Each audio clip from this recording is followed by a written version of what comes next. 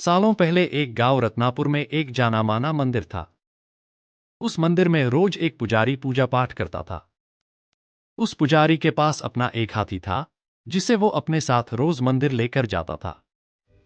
सभी गांव के लोग हाथी को बहुत पसंद करते थे। हाथी भी मंदिर में आने वाले सभी श्रद्धालुओं का खूब स्वागत सत्कार किया करता था। सुबह पूजा पाठ खत्म करने के बाद पुजारी अपने हाथी को नहलाने के लिए तालाब में लेकर जाता था। रोज हाथी तालाब में नहाने के बाद घर लौटते समय दर्जी की दुकान पर रुकता था। दर्जी भी रोज हाथी को प्यार से एक केला खाने को देता। हाथी केला खाने के बाद अपनी सूंड से दर्जी को नमस्ते करके पुजारी के साथ घर चला जाता था। ये सब हाथी और पुजारी की रोजमर्रा की जिंदगी का एक हिस्सा था। एक दिन हाथी जब दर्जी की दुकान पर केला खाने के लिए रुका, तो दर्जी को शरारत करने का दिल हुआ। उसने हाथी को केला देने के बाद अपने हाथ में सुई रख ली।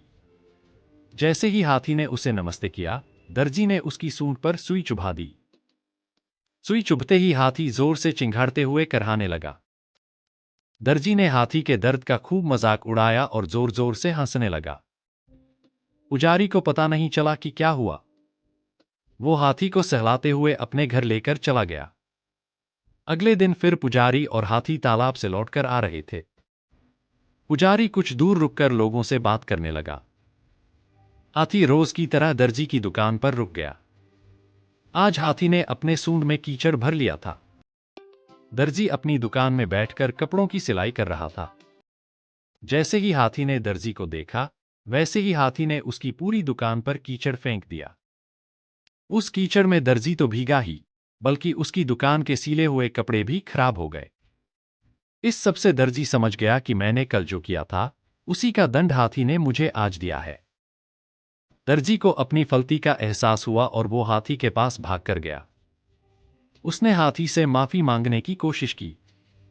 उसने कहा, हे गजराज, आपने बिल्कुल सही किया।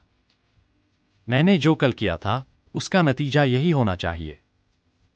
हाथी ने दर्जी की तरफ देखा और अपनी सूंड को हवा में लहराते हुए वहां से चला गया। दर्जी को मन ही मन बहुत बुरा लग रहा था। उसने अपने मजाकमस्ती के चक्कर में एक अच्छा दोस्त हाथी खो दिया था। उस दिन से दर्जी ने ठान ली कि वो किसी को भी मजाक में भी नुकसान नहीं पहुंचाएगा।